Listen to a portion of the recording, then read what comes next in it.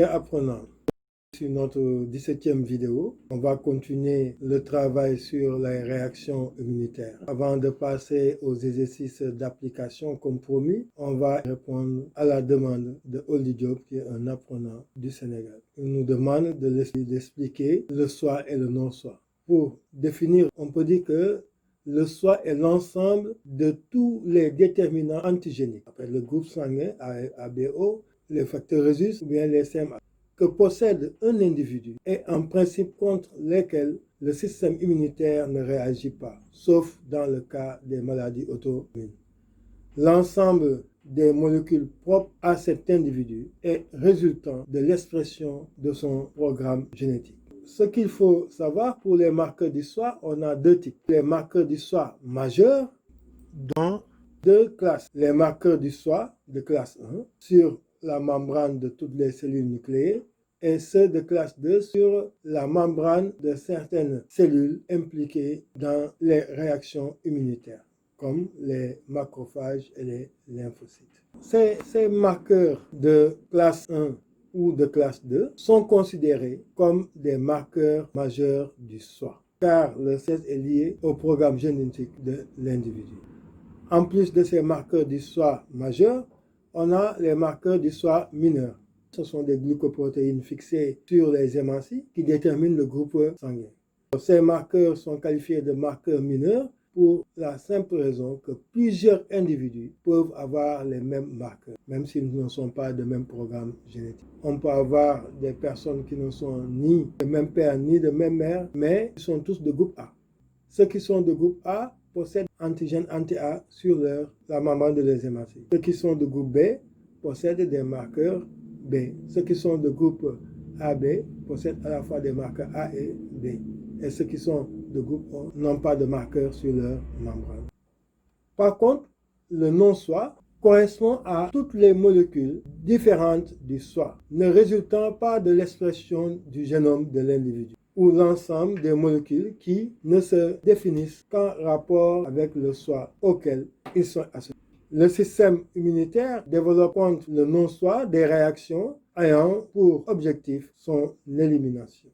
On a des éléments du non-soi exogènes comme les bactéries, les streptocoques, mais aussi on a des cellules du soi modifiées, notamment les cellules infectées comme celles infectées par le plasmodium dans le cadre du paludisme ou bien même des cellules cancéreuses comme vous le voyez sur ce document. Notre premier exercice d'application ici, c'est un exercice de restitution organisée des connaissances qui a pour titre l'élimination des cellules cancéreuses. Contexte, certaines cellules, pour des raisons diverses, deviennent cancéreuses. À cette modification cellulaire, l'organisme réagit en mettant en œuvre un ensemble de moyens lui permettant de préserver son intégrité. Consigne, à l'aide uniquement de vos connaissances et de schémas judicieusement choisis, expliquez le mécanisme de la réponse immunitaire conduisant à l'élimination de ces cellules.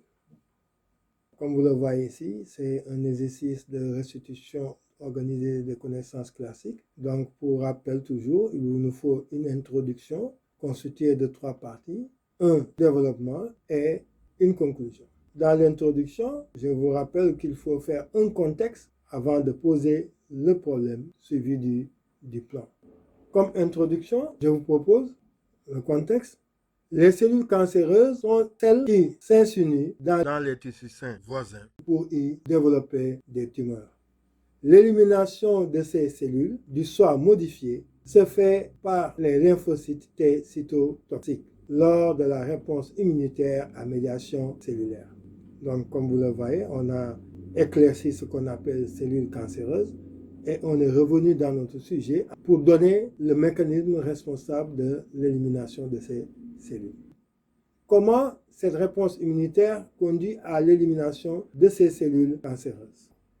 Ici, on parle de mécanisme qui conduit, donc il faut passer par 2 étapes. Première étape, il faut essayer de donner les effecteurs, les LTC, comment ils sont produits, avant d'expliquer le mode d'élimination.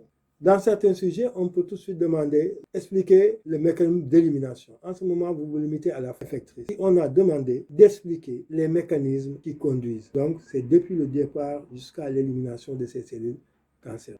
Et vous savez, pour éliminer, il faut des acteurs responsables de l'élimination. C'est pourquoi je vous propose comme plan, après avoir décrit les étapes de la formation des LTC, nous expliquerons le mode d'élimination des cellules cancéreuses.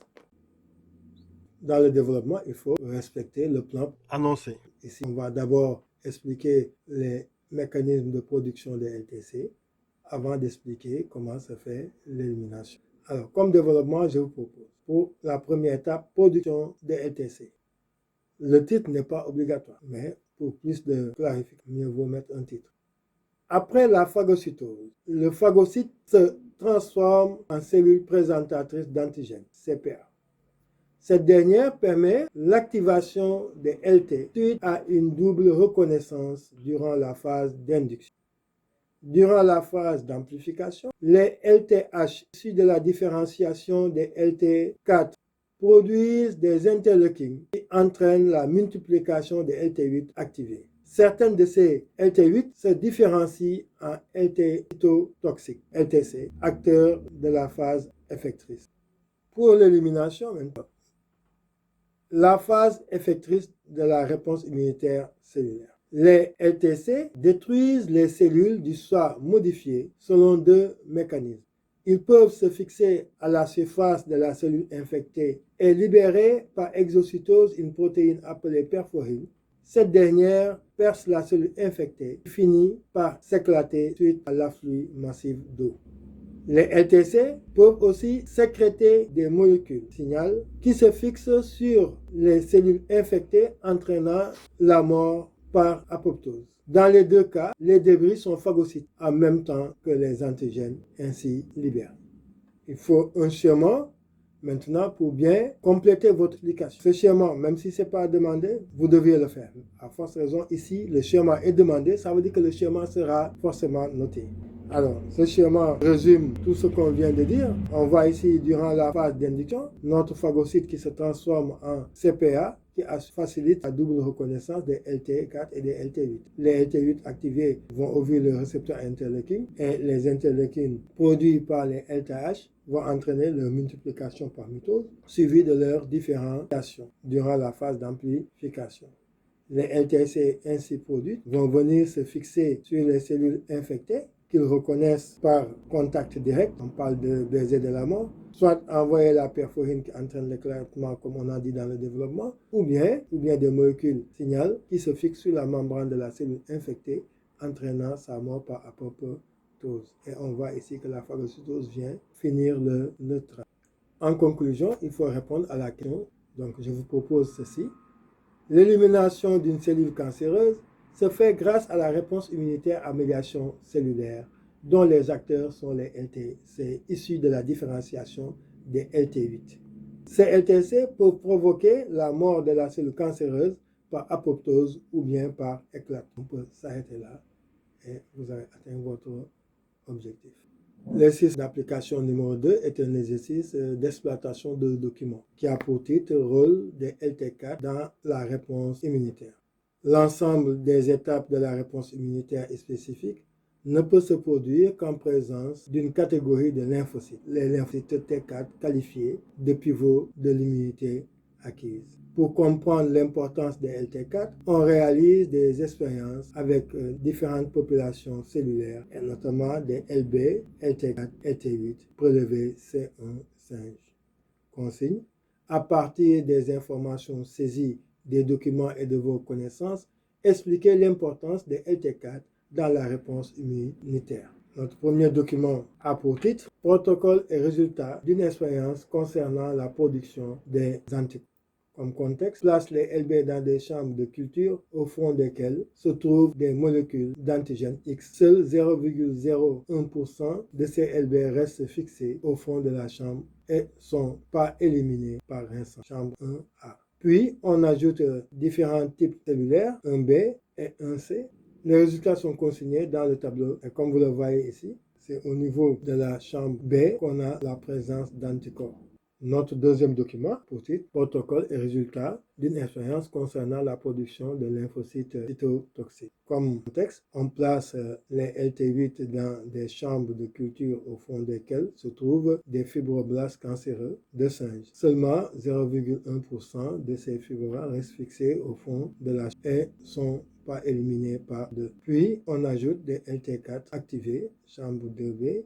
Les résultats sont consignés sur le tableau. Donc ici, on a les LT8 avec des cellules cancéreuses de singes. Et on voit qu'il n'y a pas de lyse. Dans notre chambre 2B, on a lyse des fibroblastes.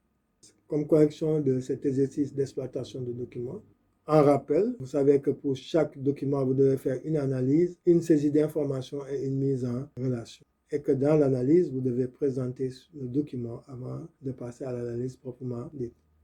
Alors, pour le document 1, je vous propose ceci.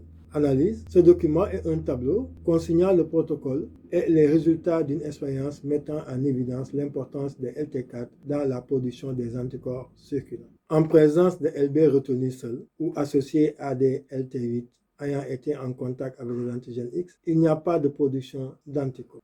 Ces derniers ne sont produits que si ces LB retenus par les antigènes X sont mis en contact avec les LT4. Saisie d'informations. Les LT4 sont donc indispensables à la production des anticorps circulants. Et comme vous le voyez ici, votre saisie d'informations, c'est comme si vous faisiez une conclusion partielle de votre analyse. En mise en relation, les LB retenus sont spécifiques à l'antigène X. Ils se fixent directement sur ces antigènes grâce à leurs anticorps membranaires. Ces LB sélectionnés, en présence de LT4 activés, produisent des anticorps circulants. En effet, les LT4 activés produisent des interleukines qui agissent sur les LB. Ceci entraîne l'expansion clonale de ces LB par mitose. Une partie de ces LB se différencie en plasmocytes sécréteurs d'anticorps circulants. L'action de ces LT4 ne peut pas être assurée par les LT8 activés.